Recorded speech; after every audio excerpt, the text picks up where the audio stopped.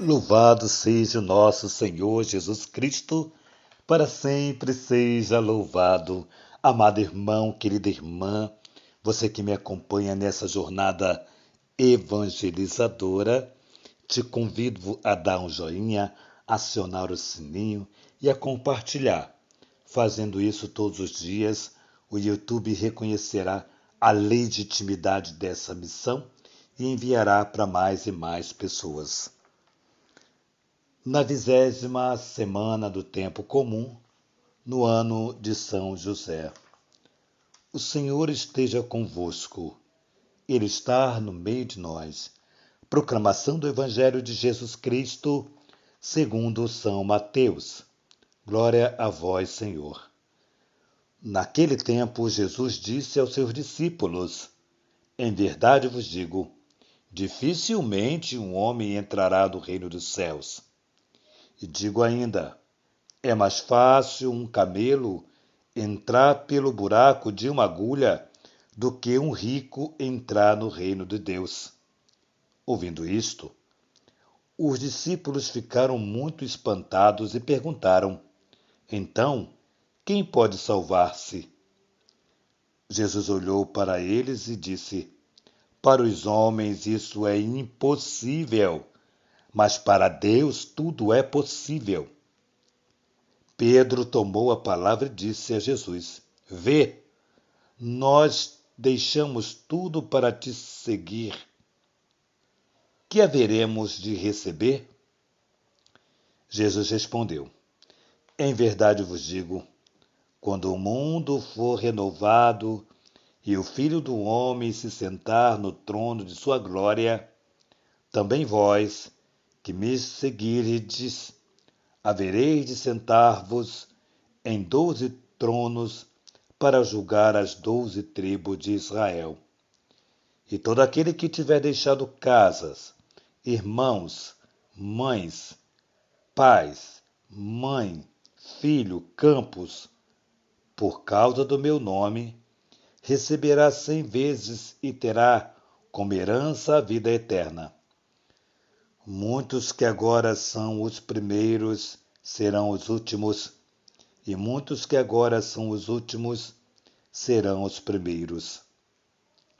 Palavra da salvação. Glória a vós, Senhor.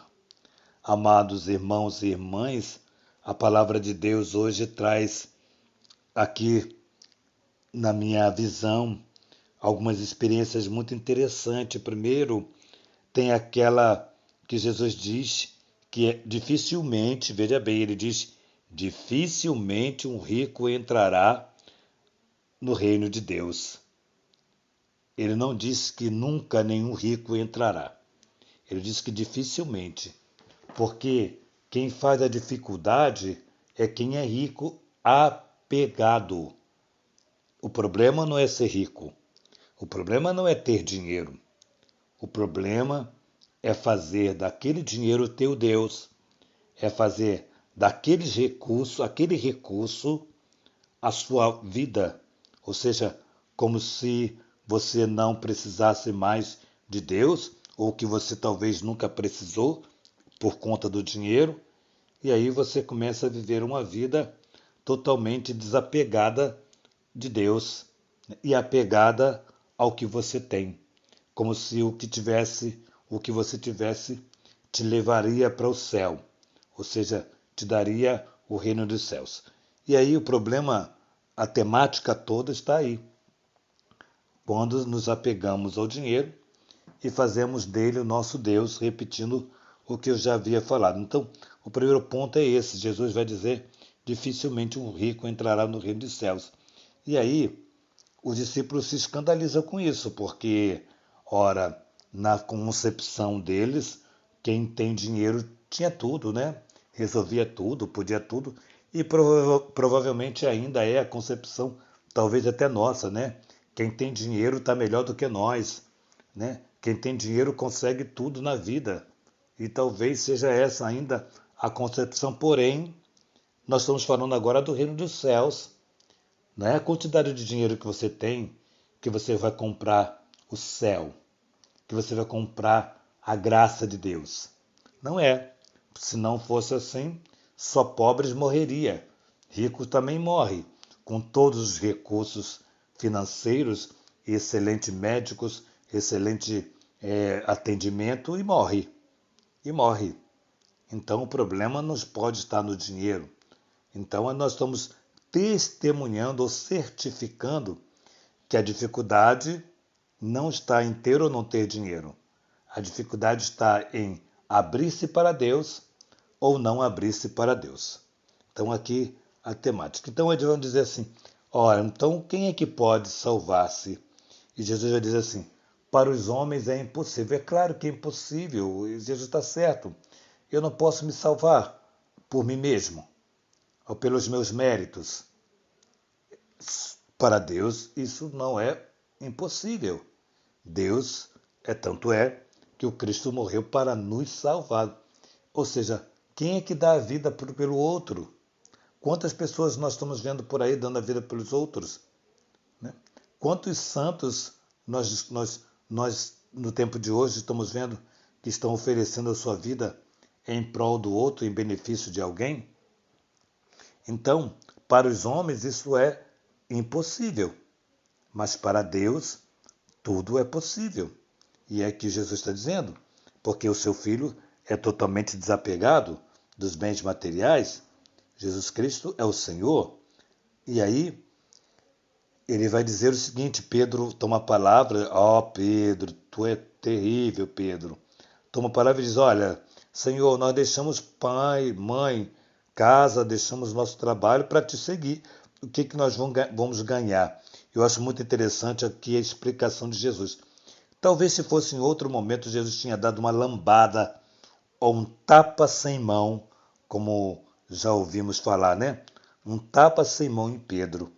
Mas Jesus foi muito sutil quando respondeu a Pedro, que ele disse o seguinte, que haveremos de receber, quando ele pergunta, o que haveremos de receber? Jesus responde, em verdade vos digo, quando o mundo for renovado e o Filho do Homem se sentar no trono de sua glória, também vós, que me seguires, haverás de sentar-se em 12 tribos de Israel para julgar as tribos. Ou seja, o lugar daqueles que optaram pelo Senhor também já está reservado, também já está garantido. Não a garantia porque eu sou eu, mas a garantia pela escolha que eu fiz, e a minha escolha e a tua escolha, a nossa escolha é o Senhor. Então é muito interessante essa recompensa. Não é a recompensa que talvez nós estamos imaginando, né? O Senhor vai nos fazer ganhar na loteria ou vai nos fazer ser sorteado nisso ou naquilo. Não é nada disso. Também o Senhor pode fazer tudo isso, tá? Pode fazer tudo isso. Mas aqui o texto não está dizendo nada disso. Está dizendo o reino futuro. Nós herdaremos com o Senhor tudo aquilo que Ele prometeu. Nós estaremos com Ele, porque quando o reino de Deus se fazer presente nesse mundo, nós iremos reinar com Ele, ou seja, nós iremos saborear. O reinado de Deus não é o reinado do mundo. O reinado de Deus é cheio de paz e justiça. Então, tem espaço para o amor, tem espaço para a misericórdia, tem espaço para a caridade. E aí ele vai continuar aqui para nós, nesse texto muito interessante, quando ele vai enaltecer que aqueles que deixou tudo receberá 100 vezes mais irmãos, pai, mãe, casa, terrenos, etc. 100 vezes mais. Ou seja, ele está dizendo que nada vai nos faltar. Não significa que nós não vamos passar por aperto, por dificuldade, por talvez uma casinha simples, talvez não seja nem a casa que gostaríamos, enfim, em ponto, mas nada vai nos faltar. Receberemos tudo isso. E aí, ele vai dizer o seguinte, lá no final, depois que ele diz da herança, muitos que agora são os primeiros serão os últimos, e muitos que agora são os últimos serão os primeiros. Isso me traz uma lembrança muito grande. Interessante que eu já ouvi tantas pessoas dizerem assim, puxa vida, A vida de fulano é assim, assim, assado. Puxa vida, tudo dá certo para fulano, tudo dá certo para ciclano. Olha a posição de fulano, olha a posição de ciclano. O Senhor está dizendo o seguinte para nós. Está dizendo o seguinte, e deixando bem claro, que aqueles que foram os primeiros serão os últimos. E aqueles que foram os últimos serão os primeiros. Aqui não nos cabe julgar, também não nos cabe antecipar o último lugar, para, na verdade, ficar em primeiro lugar. Mas aqui nos cabe medir, de fato, que se faz necessário ser o primeiro, ou seja, estar na empreitada do reino, vivendo toda essa pedagogia que nós já falamos, em detrimento à escolha de outra pessoa, de outro momento para estar com Deus. Então o evangelho de hoje ele deixa bem claro para que nós não nos preocupemos, não nos apeguemos e tudo que tivermos de passar, passaremos, mas o Senhor não nos abandonará no fim dos tempos, onde o Senhor mesmo preparará a mesa com ricas iguarias e nos colocará à frente dessa mesa. Então que nós possamos confiar, desapegar, ter vida simples, cada dia mais procurar a simplicidade, que na simplicidade o Senhor habita. Que seja assim para mim, seja assim para você.